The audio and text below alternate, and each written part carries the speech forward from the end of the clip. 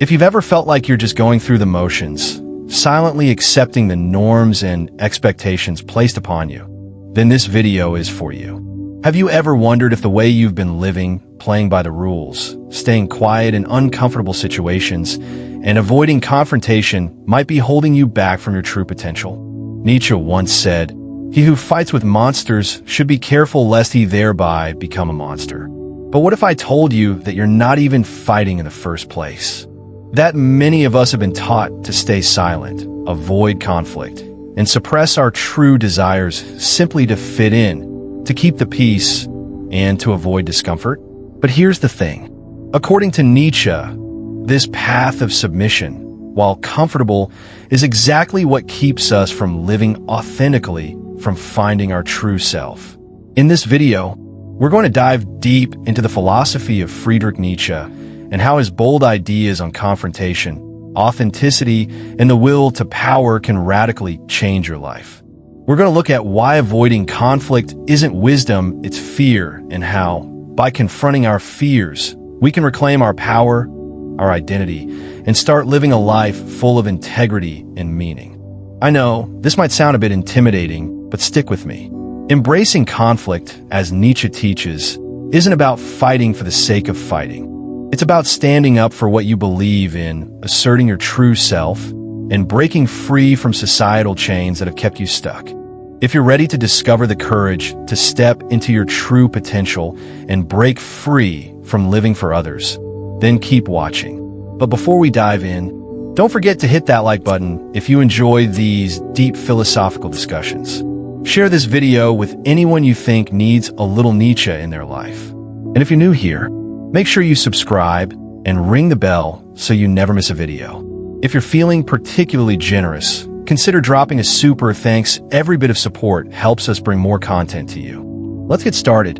In our modern society, we are often taught that avoiding conflict is a mark of maturity and wisdom. From an early age, we learn to suppress our emotions and avoid confrontations. Whether at school, at home, or in our social interactions, we're told that staying silent in the face of discomfort or letting things go without responding is a way to maintain peace and show respect. This mentality, ingrained in us through our upbringing, popular culture, and social norms, is built on the assumption that keeping the peace is inherently virtuous. However, the philosopher Friedrich Nietzsche challenges this view, arguing that avoiding conflict is not a noble act, but a dangerous trap that prevents us from living authentically. Nietzsche's perspective suggests that every time we shrink away from confrontation, we betray our true selves and compromise our personal integrity. The fear of conflict, according to Nietzsche, is not a sign of moral superiority or maturity. Instead, it is a symptom of a deeper cultural and psychological issue that stems from what he calls the slave morality. Slave morality, a concept Nietzsche explores in On the Genealogy of Morals, is the value system created by the weak and oppressed to survive in a world dominated by the strong. It is a morality born not out of strength or vitality, but out of fear and powerlessness. Those who could not assert their will in the world, who were powerless in the face of the dominant forces of society, created a new set of values to protect themselves. They turned weakness into virtue and strength into something sinful. Humility, submission, and meekness were elevated to the highest moral ideals, while traits like assertiveness, self-reliance, and courage were condemned. In this framework, avoiding conflict is not only seen as a wise or mature choice, but as the epitome of moral goodness. People are taught to value peace at all costs, to avoid causing trouble, and to suppress their anger and frustration. Over time, this behavior becomes so ingrained that it starts to feel natural. We become conditioned to believe that the path to moral righteousness lies in our ability to remain silent, to endure suffering without complaint, and to forgive even the most egregious wrongs. But Nietzsche argues that this idea of moral goodness is fundamentally flawed. By avoiding conflict, we do not actually achieve peace.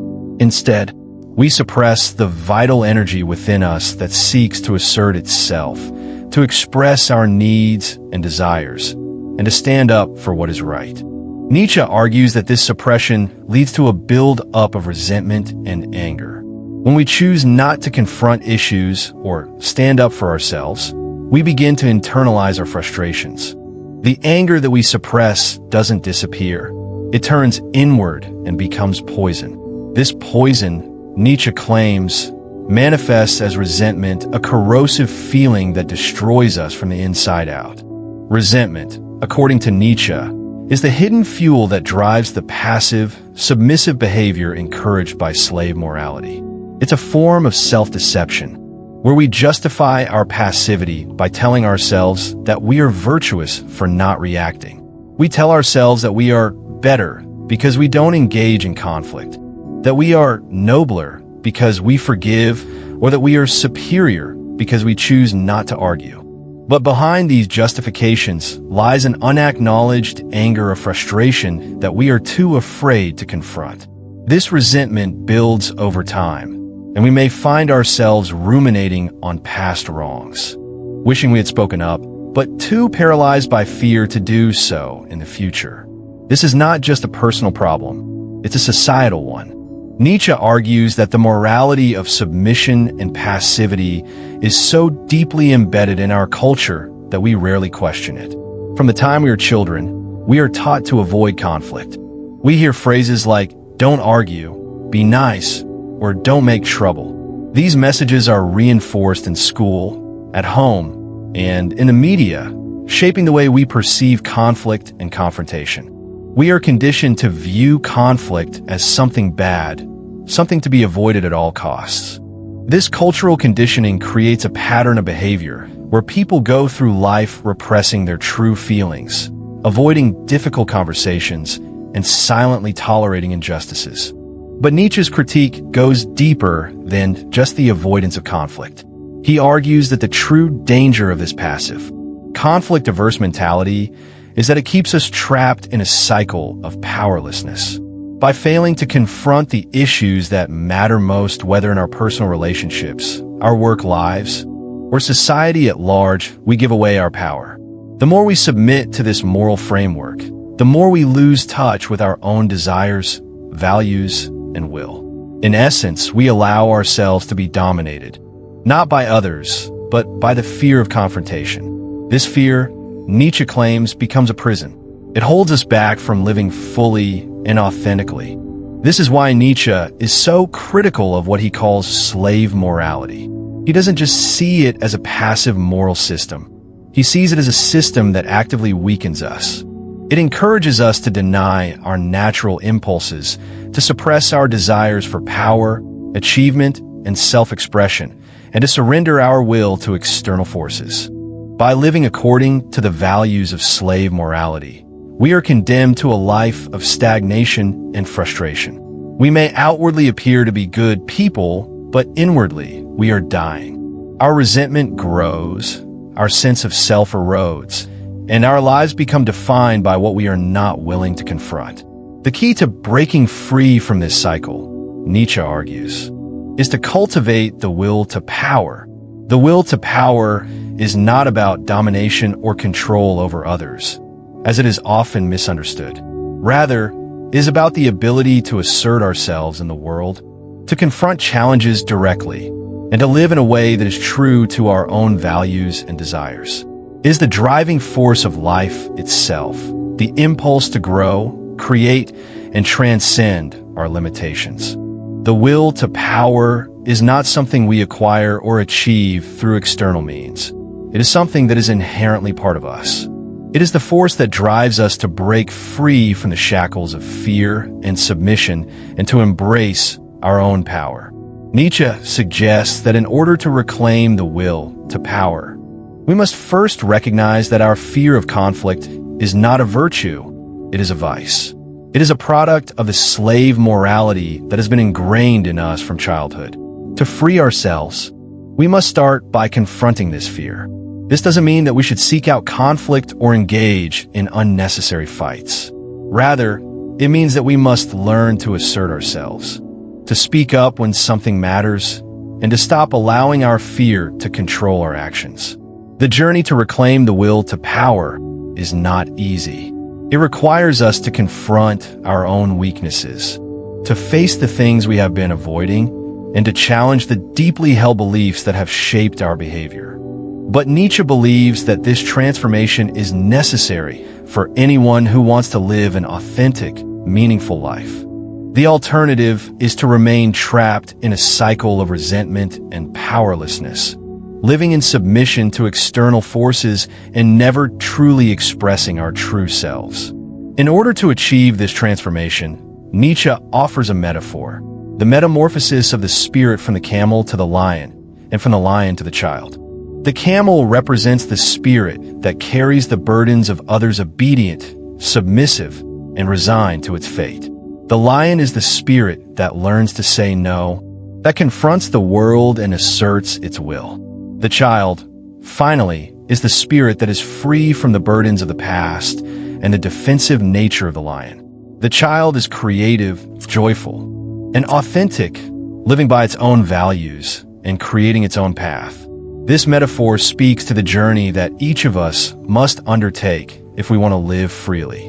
We must shed the weight of submission and passivity, confront the challenges that come our way, and ultimately create a life that is true to who we are. The journey is not without its difficulties, but it is the only path that leads to a life of authenticity and personal power. In the end, Nietzsche's message is clear. The fear of conflict is not something we should embrace or accept. It is a moral trap that prevents us from living fully. By confronting conflict with courage and asserting our will, we can break free from the cycle of resentment and powerlessness and begin to live the life we were meant to live. Nietzsche challenges us to stop being afraid of conflict and to start using it as a tool for personal growth and transformation. Only by doing so can we truly reclaim our power and live authentically in the world. Nietzsche's concept of slave morality offers a profound critique of how certain value systems have developed throughout human history, especially in terms of how societies have defined and elevated the notions of power, submission, and virtue. At the core of this idea is the notion that morality, as it is often presented in modern Western culture, was not formed by those who had strength and influence, but rather by those who were powerless.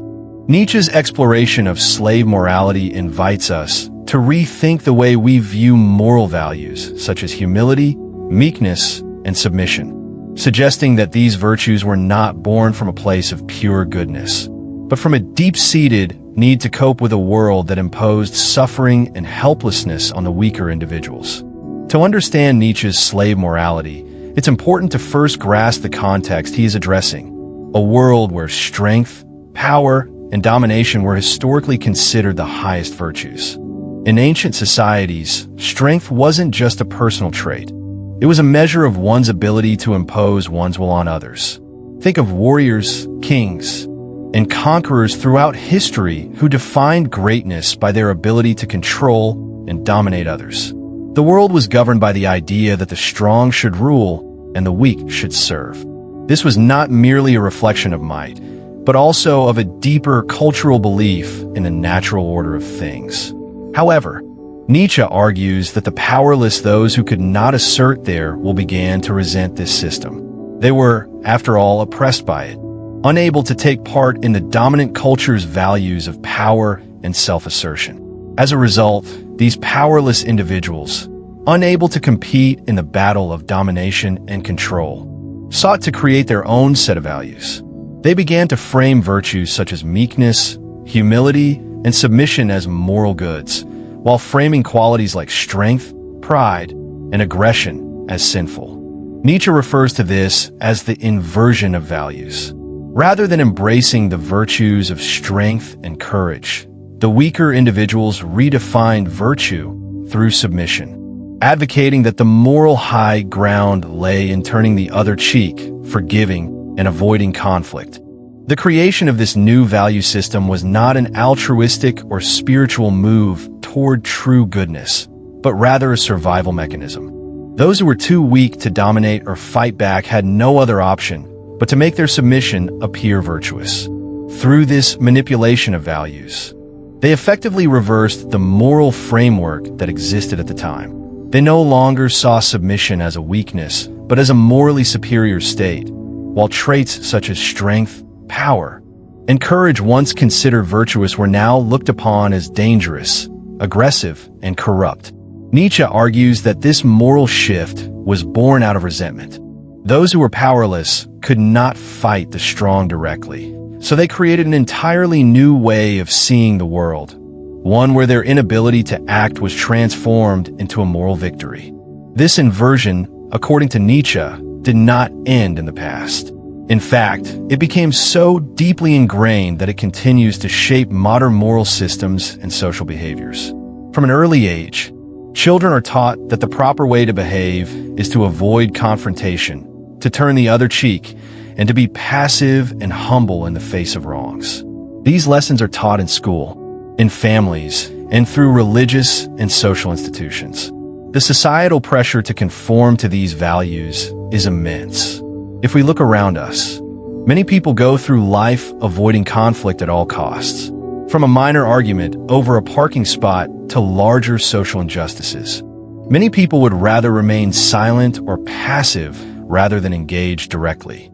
This moral framework, Nietzsche argues, still dictates how we behave today.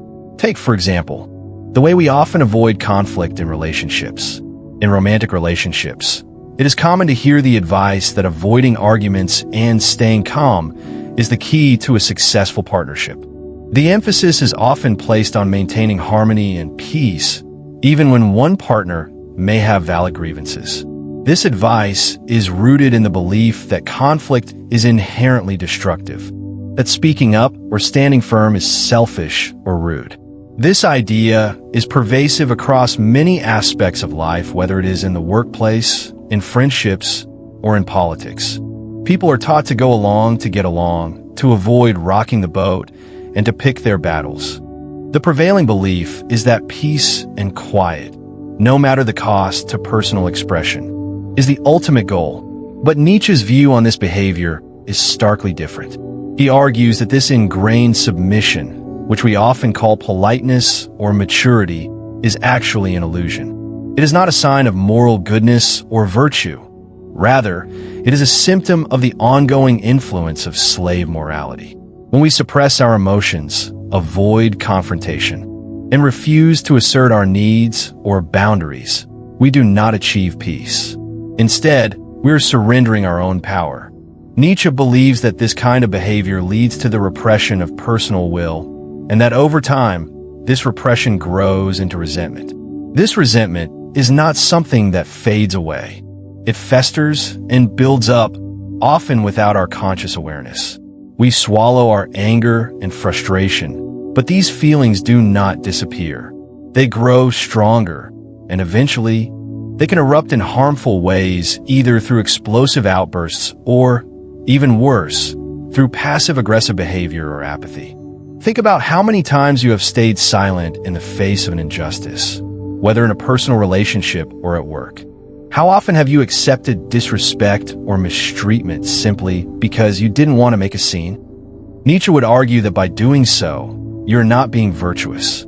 You're surrendering to a system that teaches you to be powerless. You are not avoiding conflict for the sake of peace. You are avoiding it because you have been taught to fear confrontation. The true cost of this submission is the bitterness and anger that builds up inside, ultimately poisoning your sense of self-worth and your ability to live authentically. This mentality is widespread in modern society, especially in the context of social media, where the pressure to conform to the expectations of others is immense. People are often afraid to speak out or express dissenting opinions because they fear being labeled as troublemakers, complainers, or even selfish. For example, in the workplace, employees might remain silent about unfair treatment or unethical practices because they fear losing their job or facing social rejection. Social harmony, in this context, is prioritized over the individual's right to speak truthfully and assert their needs. In these situations, avoiding conflict seems like the easiest path to survival. But Nietzsche would argue that it is a path that ultimately leads to inner conflict and emotional suffering. By understanding Nietzsche's concept of slave morality, we begin to see how deeply entrenched these values are in our culture. We see that the belief that submission and avoiding conflict is a sign of goodness is not just a personal choice, but a deeply ingrained social construct that has been passed down through generations. This value system has not only shaped our cultural norms, but also our personal beliefs about what it means to be good and virtuous. Nietzsche's critique of slave morality calls for a radical rethinking of our values and behaviors. It challenges us to confront the ways in which we have internalized fear and submission as moral virtues. He suggests that instead of accepting this passivity, we should embrace our power to act, to assert our will, and to confront conflict when necessary. This does not mean that we should seek out conflict for the sake of fighting. It means that we must learn to stand up for ourselves, to express our needs and desires, and to challenge the societal structures that encourage us to remain silent and passive. In conclusion, Nietzsche's concept of slave morality reveals how much of our moral framework is shaped by the powerless and the resentful. The values we have been taught to cherish humility, meekness, and submission are not inherent virtues, but products of a system designed to suppress personal power. By understanding this, we can begin to break free from the constraints of slave morality and reclaim our ability to assert ourselves in the world. Only by confronting conflict directly and not shying away from it out of fear can we truly live authentically and assert our will to power. Resentment is one of the most destructive emotions that we can harbor, and yet, it is also one of the most common. Nietzsche's exploration of this emotion in his concept of slave morality offers an insight into the toxic cycle that comes from suppressing our will to act and our desire to confront those who wrong us. The core idea is simple but profound. When we choose not to act on our impulses or assert our boundaries, whether out of fear, social conditioning, or a desire to avoid conflict, the frustration and anger we feel don't simply disappear. Instead, they are internalized and transform into resentment. This process of internalizing unexpressed anger, according to Nietzsche, becomes a silent poison that slowly eats away at our mental and emotional well-being. Many of us can relate to this.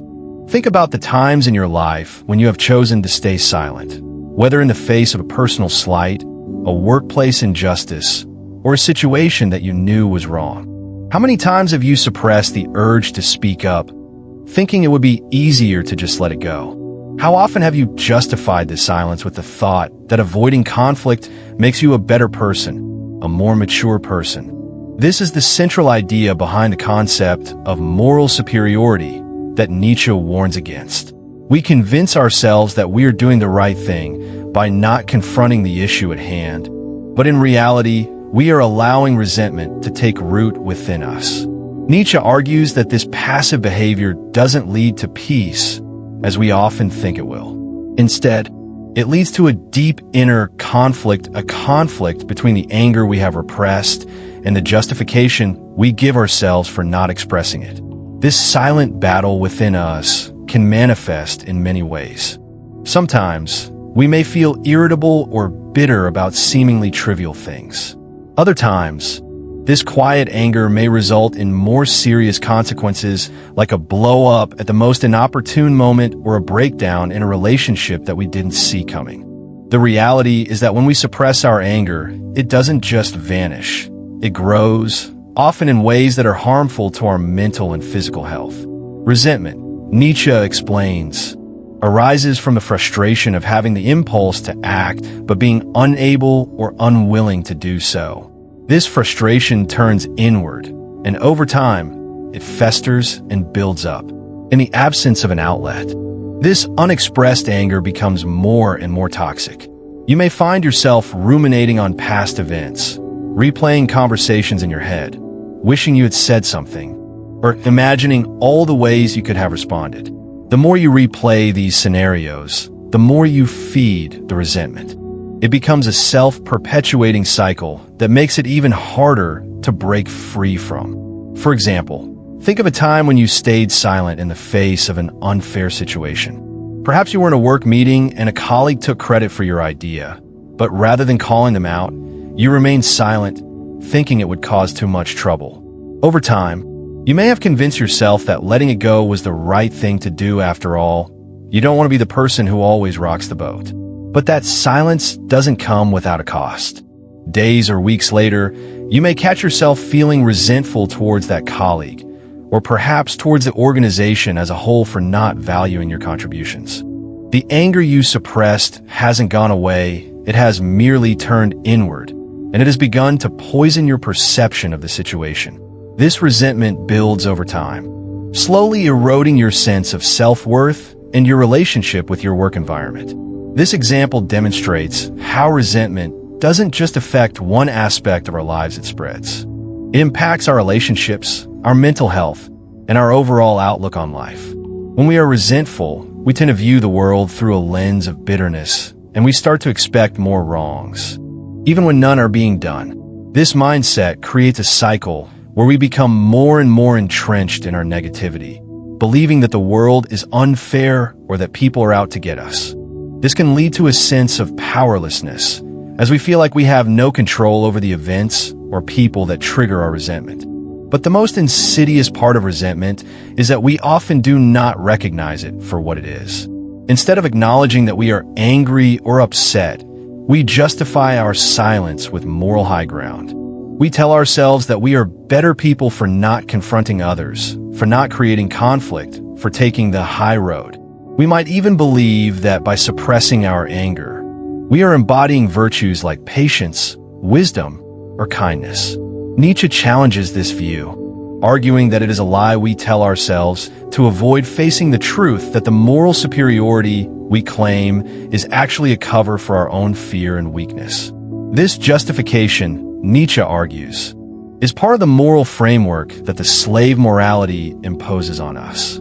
The slave morality teaches us that submitting to others, avoiding conflict, and remaining silent in the face of wrongs is virtuous. But in reality, this is a form of self-betrayal. It is not a choice rooted in genuine goodness or strength, but a defense mechanism against the fear of confrontation. We become enslaved to this cycle of repression and resentment because it feels safer to avoid conflict than to face it head-on. However, this safety comes at the cost of our authenticity, our agency, and our personal power. Let's look at another example. Imagine a scenario where a family member repeatedly makes demeaning comments towards you, but rather than confronting them, you let it slide, thinking it's not worth the trouble. Over time, these comments continue, and each one chips away at your self-esteem. You feel the anger rising, but instead of addressing it, you push it down, telling yourself that it's not worth causing a scene.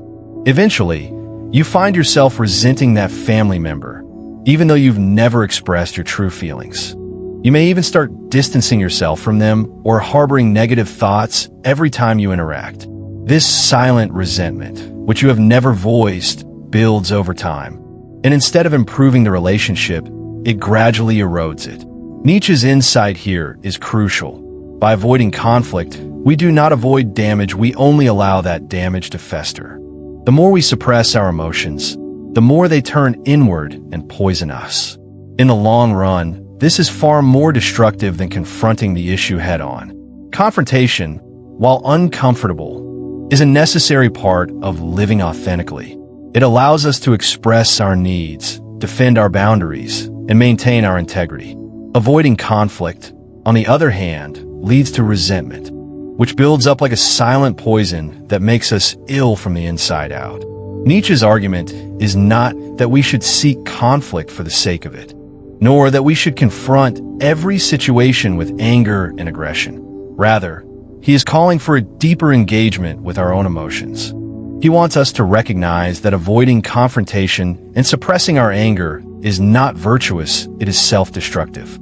True virtue, Nietzsche suggests, lies in the ability to confront conflict with courage, to assert our boundaries, and to stand up for ourselves when necessary. The poison of resentment also affects the way we interact with others.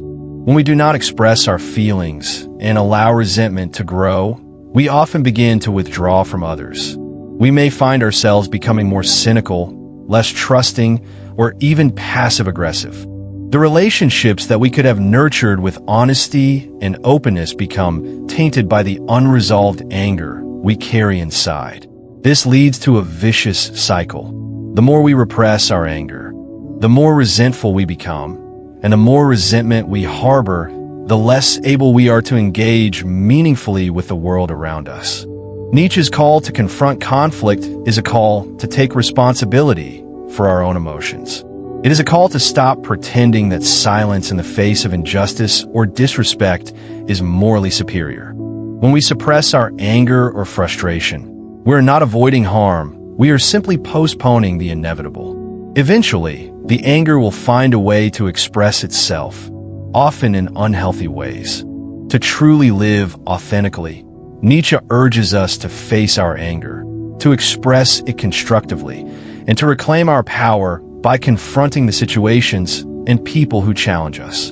In conclusion, the hidden poison of resentment is a destructive force that grows stronger the more we suppress it. Rather than offering peace, avoiding conflict only leads to inner turmoil, frustration, and powerlessness. Nietzsche encourages us to break free from this cycle of submission and repression by confronting conflict head-on. Recognizing that our true strength lies in our ability to assert ourselves and express our emotions authentically. When we do so, we free ourselves from the poison of resentment and reclaim our power to live fully and without fear. Nietzsche's concept of the will to power is perhaps one of his most misunderstood ideas. When many people hear the phrase, they immediately think of domination or control over others. However, Nietzsche's understanding of the will to power has nothing to do with the traditional notion of power as the ability to subjugate or oppress. Instead, it is a deeply personal and existential concept, one that deals with asserting your own existence, overcoming limitations, and embracing life's challenges in a meaningful way. The will to power is, at its core, about the ability to shape and affirm one's life, regardless of the external pressures and constraints that might exist.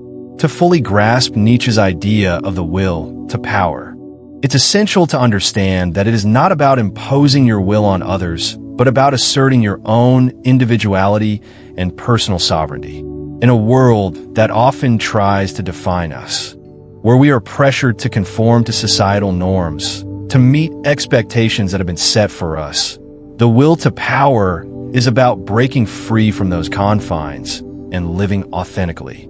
It is the life force that compels us to strive, to grow, to push beyond our boundaries, and to create meaning in our own lives. Nietzsche saw this force as central to the human experience of vital energy that drives us to transcend the limitations imposed by society, culture, and even our own internal fears. One way to understand the will to power is through the concept of personal growth and self-overcoming. Take, for example, someone striving to build a career in a competitive field, say in the arts, where rejection and failure are common.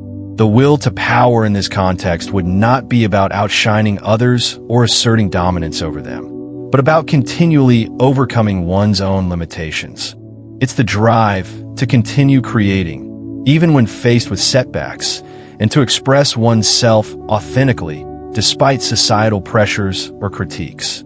When a person refuses to be held back by fear or self-doubt and keeps pushing forward, despite the obstacles, they're tapping into the will to power. The will to power is what compels you to keep going even when you feel like giving up, to transform challenges into opportunities for growth, and to live in accordance with your true desires. This idea can also be illustrated through the experience of someone facing a personal struggle, such as battling an addiction. The will to power, in this case, is not about exerting control over others or dominating the circumstances around you. It is about asserting control over your own life. It is about acknowledging the problem, confronting the discomfort, and actively choosing to overcome the destructive patterns of behavior. The will to power is the inner strength that allows a person to rise above their circumstances, reject the forces of addiction, and begin a journey toward healing and self-realization. It requires confronting one's deepest fears and limitations with courage, rather than running from them. Nietzsche argues that reclaiming the will to power is not a simple process, it is a continual act of assertion. We often find ourselves caught in cycles of submission and self-repression, where we shrink back from challenges or avoid asserting ourselves for fear of confrontation. This is where the concept of the slave morality comes into play. In a society that rewards submission and discourages personal assertion, we are taught to believe that avoiding conflict is a form of moral superiority. Nietzsche challenges this idea by insisting that true moral strength lies in the ability to stand firm, to say no to things that diminish us, and to assert our right to live authentically. Reclaiming the will to power means rejecting the notion that silence and submission are virtuous. It involves recognizing that we have the ability and the responsibility to assert ourselves in the world. It is about learning to say no when something is incompatible with our values, boundaries, or needs. This process requires us to confront the discomfort of conflict and to embrace the challenges that come with asserting our desires. It also means rejecting the guilt that often comes with standing up for ourselves. In a society where people are often made to feel guilty for asserting their will, whether in personal relationships or at work, reclaiming the will to power is an act of defiance. It is a refusal to conform to the passive norms that society sets for us. Take, for example, the experience of someone who has spent their entire life people-pleasing, saying yes to every request, agreeing to things that don't align with their values, and putting the needs of others ahead of their own. For this person, reclaiming the will to power means learning to say no without guilt. It means confronting the fear that comes with disappointing others, the fear of rejection, and the fear of conflict. But as Nietzsche points out, this is where true strength lies, not in pleasing others or avoiding conflict, but in having the courage to live according to one's own values. The will to power, in this sense, is about reclaiming our sovereignty over our lives and choices, even when doing so causes discomfort or leads to confrontation. Another aspect of the will to power is its role in creativity and self-expression. Nietzsche believed that creativity was a key expression of the will to power, as it involves the act of asserting one's individuality in the face of the world. To create, whether through art, music, writing, or any other form of expression, is to bring something new into existence, to assert one's unique perspective in a world that often pushes for conformity. Think of an artist who creates something deeply personal, something that expresses their inner truth, even when they know it may not be well received or understood. This act of creation is an assertion of the will to power. It is a rejection of the idea that we must live in accordance with the expectations of others. It is an embrace of our own unique voice, a declaration that our existence has value and meaning beyond what society dictates. Reclaiming the will to power also means overcoming the fear of failure. In a world that often values success above all else, the fear of failure can paralyze us. We might hesitate to pursue our dreams or take risks because we fear that we will fall short or be judged by others.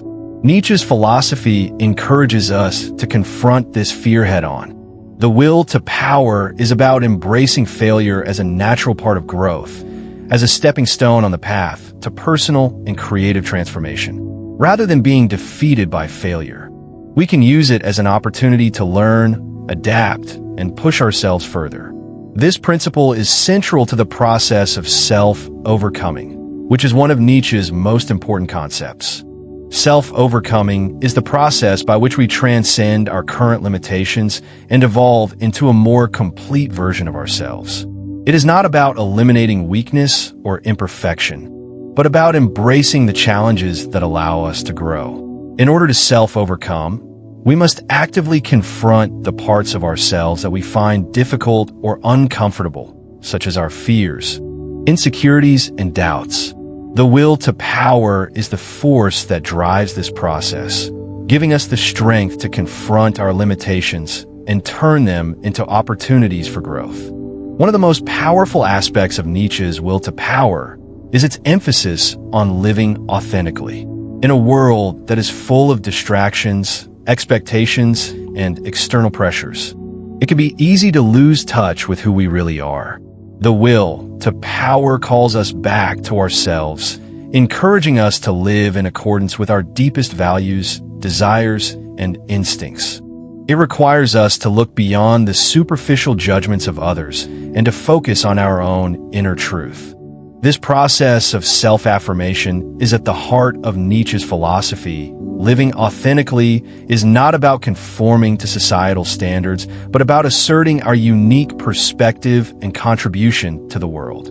Nietzsche does not advocate for blind domination or the exploitation of others. Rather, the will to power is about asserting our autonomy, creativity, and individuality. It is about embracing the challenges of life and confronting the obstacles that stand in our way, whether they come from external forces or from within ourselves. The will to power is an act of self-empowerment, a refusal to let fear, guilt, or societal expectations dictate our lives. It is the energy that drives us to grow, to create, and to transcend our limitations, allowing us to live with integrity and authenticity. In sum, reclaiming the will to power is about asserting our right to exist in the world, to live according to our own values, and to embrace life's challenges with courage and strength.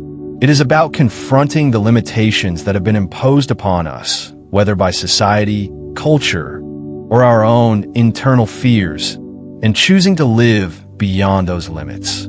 The will to power is not about dominating others, but about asserting our own existence and affirming our vitality in the face of the world. By embracing this force, we can reclaim our autonomy, live authentically, and grow into the best versions of ourselves. To understand Nietzsche's profound idea of personal transformation, it's important to recognize the metaphor he uses to describe the journey of the spirit, from the camel to the lion, and ultimately to the child. This metaphor serves as a blueprint for self-overcoming, a key element in Nietzsche's philosophy. Each stage represents a different mode of being, from submission and passive endurance to active assertion, and finally to creative freedom. The journey through these stages involves confronting one's own limitations, rejecting societal impositions, and ultimately creating a life that is truly one's own. The first stage, symbolized by the camel, represents the spirit that carries burdens.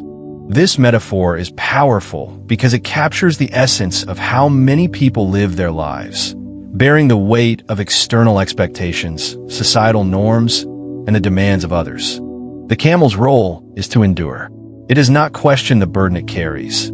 It simply bears it, trudging through life, fulfilling its duties, and adhering to the norms of the society around it.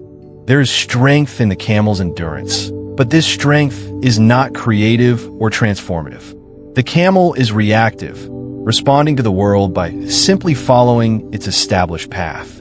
In the camel stage, individuals often suppress their true desires and dreams in favor of conformity. They allow themselves to be shaped by the expectations of others. Whether it's the societal pressure to have a certain career, to behave in a socially acceptable way, or to suppress personal feelings in the name of peace. The camel stage represents those who live their lives according to the rules set by others. These individuals avoid conflict at all costs and suppress their own passions and desires, thinking it is better to comply with external demands. In this phase, people may tell themselves that they are being mature or virtuous, but in reality, they are simply avoiding confrontation and repressing their authenticity. Consider a person who stays in a job they dislike because it's what society expects of them. Maybe they follow a career path their parents set out for them, believing that security and stability are more important than personal fulfillment. They might tell themselves that being practical and responsible is the right choice, but in doing so, they're silencing their own inner calling and desires. They carry this burden as the camel does, without question, without rebellion, simply enduring what they have been given. This stage is often marked by a quiet resentment, where the individual feels trapped but does not yet have the strength to break free.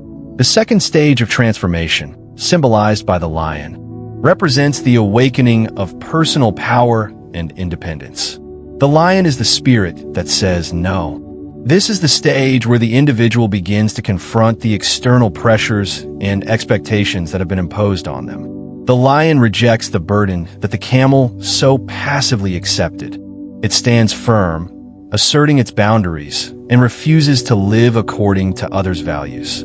The lion symbolizes the power to confront the world, to claim one's space, and to assert one's will.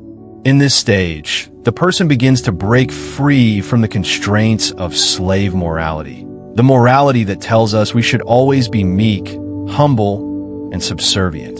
The lion learns to assert itself, to challenge the structures that hold it back, and to say no when necessary. This doesn't mean that the lion seeks conflict for the sake of conflict, but rather that it refuses to allow others to define its existence. The lion refuses to live by the expectations of society or by the norms that keep it small. For example, a person in the lion stage might decide to quit a job that doesn't align with their values, even though it would be financially risky. They might start a business, pursue a passion, or make a dramatic career shift that reflects their true desires rather than society's expectations. The lion represents the individual who is no longer afraid to confront the external world, to set boundaries, and to pursue what feels true to them. This stage can be uncomfortable because it involves breaking away from old patterns, rejecting the status quo, and confronting the consequences of asserting one's individuality. This stage is also about rejecting the idea that life must be a constant process of self-sacrifice. Nietzsche believes that the lion's strength lies in its ability to refuse to be dominated, to reclaim its power, and to reject the moral frameworks that have been imposed by society. The lion does not tolerate being treated as inferior or as submissive. It learns to take ownership of its own life, no longer allowing others to dictate its choices. The process of becoming the lion can be challenging, as it involves standing up to societal norms, familial expectations, and even personal fears. But it is a necessary part of the journey towards self-actualization. However, Nietzsche warns that the lion stage is not the final step. While the lion is a powerful force that represents the assertion of individual will, it is still bound by the act of rejecting what is outside of it. The lion's existence is defined in opposition to what it rejects, and while it gains power by saying no, it remains trapped in a state of conflict.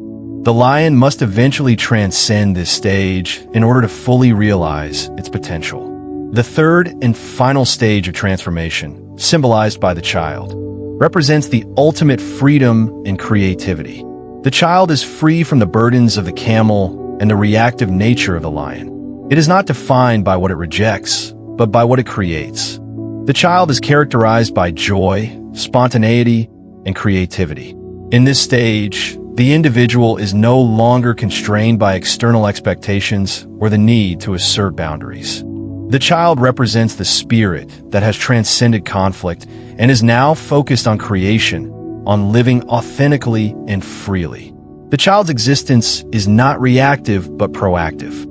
The child creates its own values, its own meaning, and its own path in life. The child is not concerned with what others think or what society dictates. It is free to explore, to experiment, and to live in accordance with its own desires. This stage is about creativity, expression, and authenticity. The child embodies the idea of living without fear, of embracing life's challenges as opportunities for growth and creation. Consider an artist who is no longer motivated by the need for external validation, but is driven solely by the joy of creation. This person does not worry about what others think of their work or whether it will be accepted by society. Instead, They create from a place of pure self-expression, guided by their own values and vision. In the child stage, creation is not an act of rebellion or defiance, but an act of self-affirmation. The individual is free to be who they truly are, to create something new and meaningful, and to live life on their own terms. Nietzsche sees the child as the ultimate realization of human potential. The child's freedom lies in its ability to create new values, to shape its own destiny, and to live with authenticity and joy. This stage represents the highest form of self-actualization, where the individual is no longer burdened by external pressures or defined by opposition to society. The child is not concerned with fighting against the world or asserting dominance over others. Instead, it creates its own reality, unencumbered by fear, guilt, or external expectations. The journey from camel to lion to child represents the path of self-overcoming. Each stage builds upon the previous one, and each stage involves a deeper engagement with the self. The camel represents the beginning of the journey, where we learn to endure and accept the pressures of the world. The lion represents the awakening of personal power and the ability to assert our will. The child represents the final stage of liberation, where we are free to create, to live authentically, and to shape our own values. This transformation is not easy. It requires us to confront our own limitations, to reject the values and expectations that have been imposed on us, and to embrace our true potential. But the journey from camel to lion to child is one of liberation and self-discovery. It is a path toward becoming who we are truly meant to be, not in opposition to others, but in alignment with our deepest values and desires. The final stage, the child, represents the ultimate expression of our potential, where we are free to live authentically, create meaning, and experience life with joy and spontaneity. In Nietzsche's philosophy, confrontation is not merely an act of aggression or discord. It is a powerful tool for personal growth and self-authentication. Our modern world, with its emphasis on politeness and avoidance of conflict, often leads us to believe that silence in the face of injustice or discomfort is a virtue. From a young age, many of us are taught to turn the other cheek, to suppress our anger, and to maintain peace at all costs. In this environment, avoiding conflict can seem like the wisest choice. However, Nietzsche pushes us to reconsider this conventional wisdom. He argues that silence in the face of injustice is not a moral triumph, but a form of complicity that allows others to dominate us. By avoiding conflict, we suppress our true selves and, in doing so, give up our power and authenticity. Nietzsche's philosophy demands that we confront conflict directly and face the discomfort of standing up for our beliefs, desires, and values. For Nietzsche, confrontation is not the same as violence or aggression. Rather, it is an act of self-affirmation, an essential process through which we assert our existence, our boundaries, and our individuality. In this context, confrontation becomes a path to authenticity. It is through conflict that we learn who we truly are, what we stand for, and how we want to engage with the world around us. Imagine for a moment that you are in a situation where someone is treating you poorly, whether it's a friend who is consistently disrespectful, a colleague who takes credit for your work, or even a family member who makes hurtful comments. In many cases, the natural impulse is to avoid the conflict. You might tell yourself that it's better to keep the peace, to let it slide, and not make waves. But Nietzsche would argue that this very impulse to remain silent is a form of self-betrayal.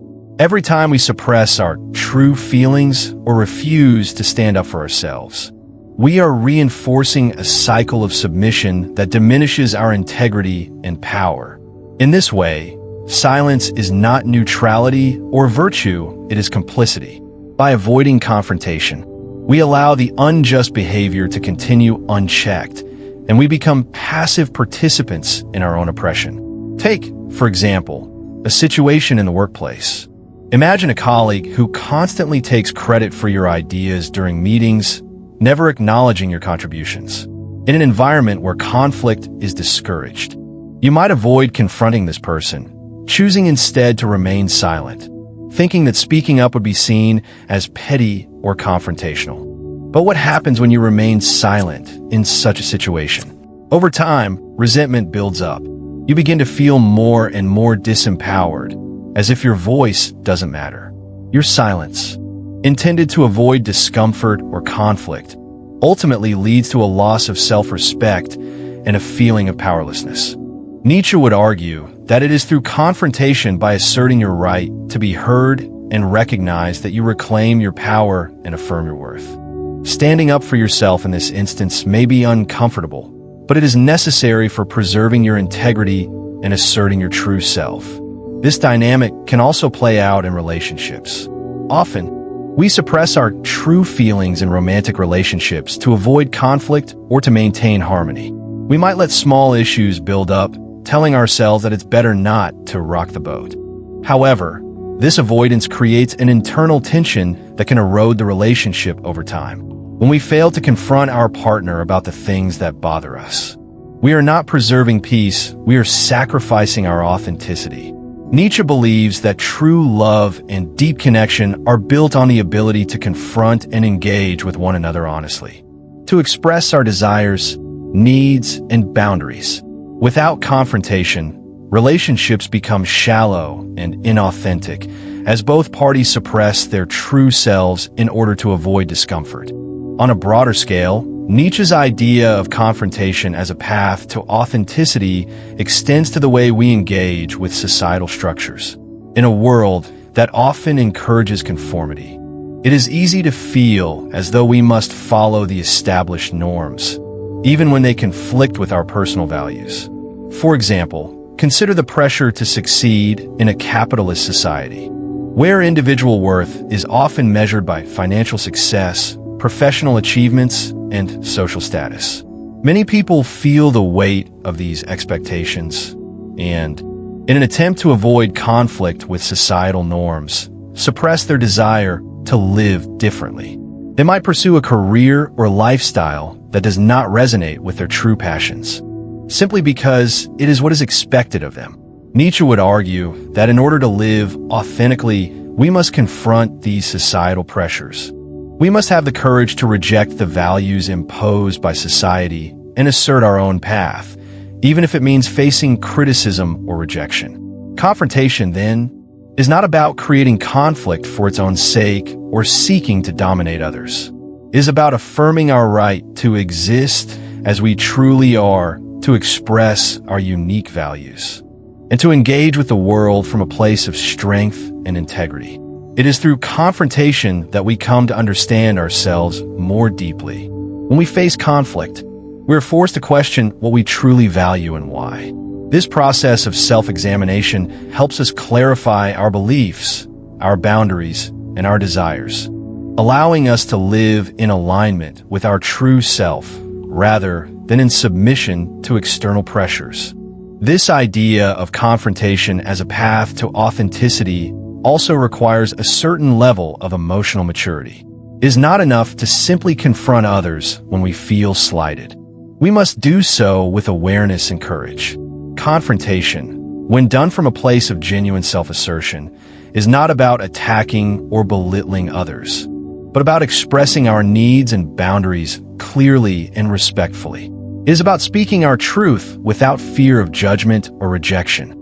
This is where emotional awareness plays a key role. In order to confront others in a way that is both authentic and respectful, we must first be aware of our emotions and motivations. We must ask ourselves, why are we upset? What do we hope to achieve through this confrontation? Are we motivated by a desire to be heard? Or are we reacting out of anger and frustration? In relationships, for instance, emotional maturity allows us to engage in difficult conversations without falling into the trap of aggression or passive aggression. Instead of attacking our partner, we can express our feelings calmly and assertively, explaining how their behavior has affected us and what we need from the relationship moving forward. This type of confrontation builds deeper understanding and trust, as it allows both parties to express their true selves without fear of judgment or retaliation. By approaching conflict with awareness and emotional maturity, we transform confrontation from a source of fear and anxiety into an opportunity for growth and connection. Another important aspect of Nietzsche's philosophy on confrontation is its connection to the idea of the will to power. The will to power is not just about asserting dominance over others, it is about asserting our own existence in the world. By confronting conflict, we affirm our right to exist, to have our voice heard, and to make choices that align with our values. This assertion of self is a crucial step in reclaiming our autonomy and living authentically. Without confrontation, we remain passive, allowing others or societal norms to dictate our lives.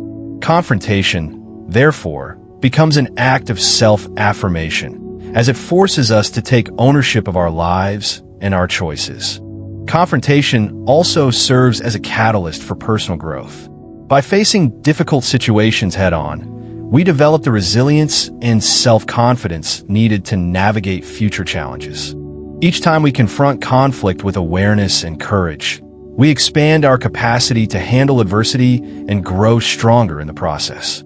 This growth is not only emotional, but also intellectual and spiritual. When we confront the world as it is, with all its flaws and injustices, we learn more about ourselves, about what we are capable of, and about how we can shape our lives according to our deepest desires. Finally, Nietzsche's teaching on confrontation is not just about individual empowerment. It is also about engaging with the world in a meaningful way. When we choose silence or passivity in the face of injustice, we are not only betraying ourselves, we are contributing to the perpetuation of injustice. By confronting injustice and conflict, we actively participate in the process of change. Whether it's speaking out against social injustices, standing up for the rights of others, or simply asserting our own boundaries in personal relationships, confrontation is the vehicle through which we challenge the status quo and create a better world. Nietzsche calls on us to embrace confrontation as an opportunity to redefine what is possible, to assert our values, and to live a life of integrity and authenticity. Embracing confrontation as a path to authenticity requires courage, emotional maturity, and a willingness to face the discomfort of conflict. But it is through this process that we reclaim our power, assert our true selves, and live in alignment with our deepest values. Confrontation is not something to be feared or avoided. It is an essential part of living authentically and creating a life that is truly our own. By confronting conflict with awareness and courage, we become stronger, more resilient, and more capable of navigating the complexities of the world. Ultimately, confrontation becomes the path to self-affirmation, personal growth, and true authenticity. To understand Nietzsche's ultimate message about becoming who you truly are, it is essential to recognize that his philosophy challenges many of the conventional wisdoms we have been taught throughout our lives. One of the central tenets of Nietzsche's thought is that we cannot live authentically if we continue to suppress our true selves in the name of avoiding conflict. Nietzsche's philosophy calls us to confront the uncomfortable truths about ourselves and society, urging us to stop living for others and start living for ourselves. In his view, silence, often seen as a virtue or a sign of wisdom, is not just a neutral choice, it is a complicit act that maintains the status quo and allows oppressive systems to continue. At the heart of Nietzsche's philosophy is the idea that personal growth and self-realization come from facing discomfort, taking responsibility for our own existence, and embracing conflict when it is necessary. This might sound counterintuitive at first, especially in a world that encourages avoiding conflict and valuing peace above all else. We live in a society where silence is often equated with wisdom, where keeping the peace is praised, and where confrontation is seen as something negative or disruptive. But Nietzsche argues that this kind of thinking keeps us trapped. By avoiding necessary conflict, we suppress the very essence of who we are, and in doing so, we fail to realize our full potential. Consider the countless instances where we are conditioned to stay silent, to avoid rocking the boat, and to be the bigger person in order to maintain harmony. These phrases, while well-meaning, are often used to encourage people to suppress their authentic feelings and desires for the sake of social peace. The expectation that we should always be agreeable, patient, and non-confrontational creates a society where people continually put the needs of others ahead of their own and, in the process, lose touch with their true selves. This kind of behavior is particularly damaging because it doesn't just affect individual lives, it contributes to the perpetuation of social systems that thrive on power imbalances. Nietzsche warns that by choosing silence to avoid conflict, we not only betray our authentic selves, but also allow systems of oppression to persist. This might seem like a harsh reality, but it is the central message of his work. When we remain silent in the face of injustice or inequality, we are complicit in allowing those injustices to continue. Silence in these situations is not virtuous, it is a passive form of acceptance. Nietzsche's call to confront conflict is not an encouragement to engage in mindless arguments or to foster unnecessary hostility, but rather a call to confront situations where our values and identity are at risk. By facing conflict head-on, we assert our right to exist as we truly are, and in doing so, we create the space for our authentic selves to emerge. The cost of silence, according to Nietzsche, is significant. It is not just about failing to speak up when we should, it is about the gradual erosion of our own identity and integrity. Each time we suppress our true feelings, whether out of fear, guilt, or a desire to avoid confrontation, we lose a little bit of ourselves. This might be subtle at first. Perhaps we hold back a comment in a conversation to avoid disagreement, or we accept unfair treatment because we fear the consequences of speaking out. But over time, this pattern of silencing ourselves creates a deep sense of internal conflict. We begin to feel disconnected from our own desires, needs, and values. Our true self becomes buried beneath a facade of politeness, conformity, and compromise. Nietzsche's philosophy challenges us to break free from this cycle of self-betrayal. The price of silence is not only the loss of personal authenticity, but also the loss of agency. When we choose to stay silent in the face of conflict, we relinquish our power to assert ourselves and to shape the course of our own lives. We allow others, whether they are individuals, institutions, or social expectations, to define our existence for us. The longer we remain silent, the more we internalize these external definitions of who we are, until eventually, we're living someone else's life, not our own. For example, in the workplace, many individuals feel pressure to suppress their true thoughts and feelings to fit in with the culture of their organization or to avoid confrontation with colleagues or superiors. This might manifest in situations where an employee remains silent when they have a good idea or when they are asked to take on extra work without compensation. The employee might justify their silence by telling themselves that speaking up would create tension or make them seem difficult.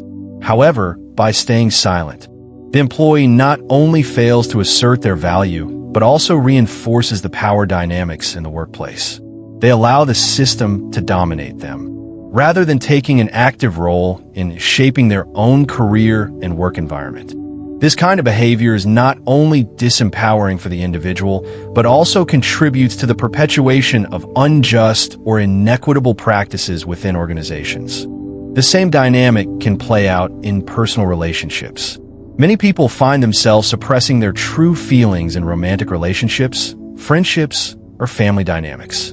For instance, someone may stay silent when they feel disrespected by a partner because they fear it will lead to conflict or even the end of the relationship.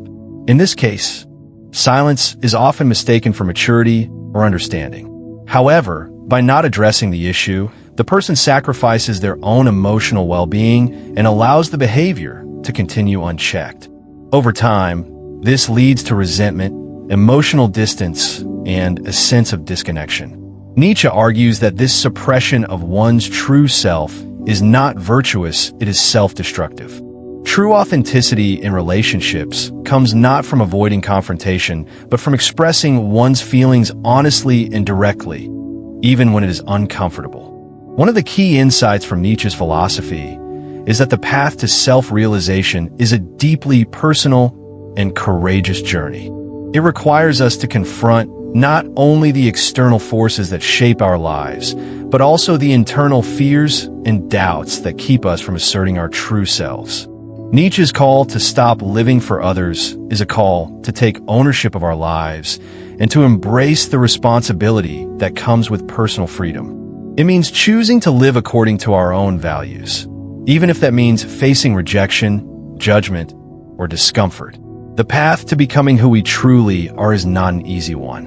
It involves moments of self-doubt, fear, and vulnerability. But the reward is a life that is lived with integrity, authenticity, and self-expression. The journey of self-realization that Nietzsche advocates is not about perfecting ourselves or conforming to societal ideals of success or happiness.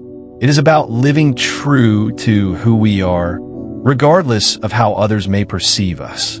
It is about confronting the fears and insecurities that hold us back from fully expressing our true selves and learning to assert our identity in the world. This process of self-affirmation requires us to reject the roles and values imposed on us by society and to create our own meaning and purpose in life. Ultimately, Nietzsche's philosophy is a call to stop being passive observers in our own lives and to start actively shaping our existence.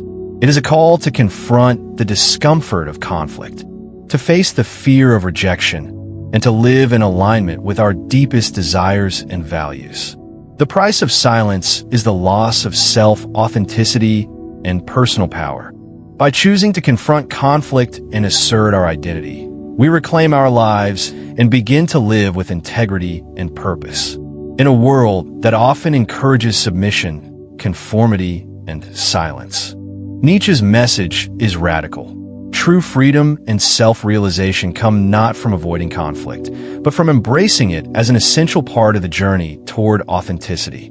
The courage to confront conflict, whether in personal relationships, work environments, or society at large, is the key to unlocking our true potential and living a life that is truly our own. The journey to becoming who we are is a journey of self-discovery, self-affirmation, and, ultimately, self-expression. By reclaiming our power and refusing to live for others, we can break free from the chains of conformity and step into a life of integrity and authenticity. Nietzsche's philosophy calls for a radical shift in how we approach life, one that requires us to confront the discomfort of conflict head-on and step away from the passive, submissive tendencies that have been ingrained in us. His ideas are challenging, to say the least. Nietzsche does not offer an easy way out. He encourages us to look deep within ourselves, to face the uncomfortable truths about how we live, and to confront the ways in which we have allowed societal expectations to shape our identities. In his view, many of us are living in submission, submitting to the demands and norms of others while suppressing our own desires, needs, and dreams in the name of social harmony. But true freedom, according to Nietzsche, lies in the opposite of submission. It lies in confrontation. The central tenet of Nietzsche's philosophy is that in order to live authentically, we must first reclaim our will to power. This is not about exerting control over others or seeking to dominate the world around us. Rather, it's about reclaiming control over our own lives, asserting our right to exist fully, to express ourselves openly, and to face the world with courage and authenticity. The will to power, in this sense, is an internal force, one that drives us to grow, to create, and to transcend the limitations imposed on us by external forces, whether they come from society, culture, or even our own fears. Reclaiming the will to power, then, is about overcoming the instinct to avoid conflict, to keep the peace at all costs, and to suppress our true self for fear of rejection or confrontation. Nietzsche urges us to question the automatic response we have to avoid conflict. When we choose silence in the face of injustice, we are not choosing wisdom or maturity, we are choosing passivity. We are allowing our fears, whether of confrontation, rejection, or failure, to dictate our actions. Nietzsche's challenge to us is to stop making these compromises. The next time we feel the urge to remain silent in the face of an injustice or a situation that requires us to assert ourselves, we must ask ourselves, am I really being wise by keeping quiet? Or am I simply being cowardly, allowing my fears to control me? Consider, for example, the countless moments in life when we choose silence rather than confrontation. It could be in a friendship where one person constantly oversteps boundaries, but rather than speaking up, we remain silent to avoid conflict. Or perhaps it's in the workplace, where we know our contributions are undervalued, but we stay quiet to keep the peace, convincing ourselves that it's not worth the hassle to confront the issue. Nietzsche would argue that these small acts of silence and submission add up over time, shaping who we are and how we engage with the world. Every time we avoid conflict, we lose a little bit of ourselves. Our authenticity, our self-expression, and our integrity are gradually eroded by our own compliance with external pressures. Nietzsche's solution to this problem is not to engage in conflict for the sake of conflict, but to use conflict as a tool for personal growth. The confrontation he advocates is one that comes from a place of self-affirmation. It is about standing up for ourselves, asserting our boundaries, and being true to our values. Even when doing so brings discomfort, it is through these moments of confrontation that we truly discover who we are. By embracing the courage to face conflict, we gain the opportunity to test our beliefs, clarify our desires, and solidify our identities. This process is not easy. It involves facing our fears, confronting the world as it is, and accepting the inevitable challenges that come with standing up for ourselves. But Nietzsche insists that this journey is necessary if we are to live a life of integrity. Integrity, in Nietzsche's view, is not simply about following rules or conforming to social norms. It is about living in alignment with our true self, our desires, our values, and our authentic needs. It is about living courageously, even when the world around us encourages us to be passive, to conform, and to suppress our individuality. Consider the example of someone in a toxic relationship. Maybe this person has been tolerating disrespect for years, putting up with lies, emotional manipulation, or neglect. For a long time, they have chosen silence, thinking that speaking up would only make things worse or that it's not worth the trouble to confront the issues. But by remaining silent, they are not choosing peace, they are choosing submission. Nietzsche would argue that by staying silent, they are betraying themselves, allowing fear to dictate their actions. The path to authenticity for this person lies in the courage to confront the relationship, to assert their boundaries, and to stop tolerating behavior that diminishes their self-worth. The confrontation may be difficult, but it is necessary for them to reclaim their power and live a life of integrity. It is through these confrontations that we test our will to power our ability to act in accordance with our values, even when the world around us tries to keep us passive. This notion of using conflict as a tool for self-realization can also be applied to larger societal issues. For instance, when people stand up against social injustices, such as racial inequality, gender discrimination, or environmental degradation, they are confronting the status quo. These individuals are not merely engaging in conflict for conflict's sake. They are using confrontation to assert their values, to challenge oppressive systems, and to create a world that aligns with their vision of justice and fairness. These confrontations are essential for the growth and progress of society, just as they are essential for the growth of the individual. Nietzsche's philosophy calls us to confront the discomfort of standing up for what we believe in, even when doing so challenges societal norms or brings us into conflict with others. The beauty of Nietzsche's message is that confrontation, when done consciously and with purpose, leads to the discovery of our true selves. When we assert our will in the face of conflict, we are affirming our right to live authentically. We are rejecting the values and expectations that have been imposed on us by others. And we are choosing to live in alignment with our deepest desires and beliefs. This process of self-affirmation requires courage, vulnerability, and strength. It is not always easy, and it often involves moments of fear, guilt, and self-doubt. But the reward of embracing this confrontation is a life that is lived with integrity and authenticity. It is important to note that Nietzsche does not view conflict as inherently destructive. On the contrary, he believes that conflict, when faced with awareness and courage, is a path to self-empowerment and growth. The conflicts we encounter, whether in relationships, at work, or in the broader world, are not obstacles to be avoided, but opportunities to define who we are and to shape the course of our lives. Nietzsche's philosophy is not about avoiding conflict. It is about embracing it as a necessary part of the human experience, one that allows us to test our limits, assert our identity, and create meaning in our lives. This process of self-realization is not without its challenges. As Nietzsche points out, the journey to becoming who we truly are requires us to confront rejection, guilt, and self-doubt.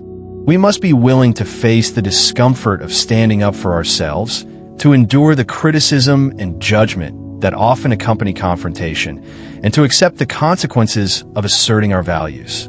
But this is the price of authenticity. To live authentically, we must be willing to face the discomfort of conflict and to embrace the process of self-discovery that comes with it. The reward of this journey is a life that is truly our own, a life that is shaped by our values, our desires, and our authenticity. Ultimately, Nietzsche's call to stop living for others and to start living for ourselves is a call to reclaim our personal power.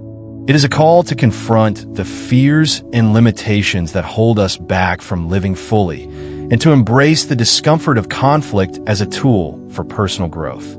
The path to authenticity requires us to stop hiding behind silence and submission, and to start asserting our true selves in the world. It is through this process of self-affirmation that we can reclaim our identity, live with integrity, and create a life worth living. By confronting the world with courage, by standing firm in our values, and by asserting our will, we reclaim our power and step into a life of authenticity and freedom. We've covered a lot today, from the dangers of submission and silent compliance to Nietzsche's radical yet liberating philosophy of self-assertion. You've learned that true authenticity comes not from avoiding conflict, but from confronting it head-on. By facing our fears, asserting our boundaries, and refusing to conform to societal pressures, we unlock our true potential.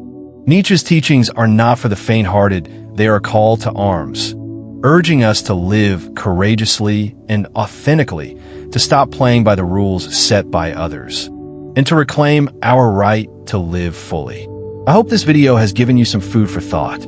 Maybe it's time to stop swallowing your anger, stop letting others dictate your life, and start confronting the discomfort head-on. Remember, the path to self-realization is not easy, but the reward is a life lived with integrity, power, and authenticity. This is the journey Nietzsche invites us to take, the journey of becoming who we truly are. If you found value in today's discussion, please show your support by liking the video, sharing it with others who might need this message, and subscribing to the channel if you haven't already. It's more important than ever to live authentically, and I want to continue bringing you content that empowers you to do just that.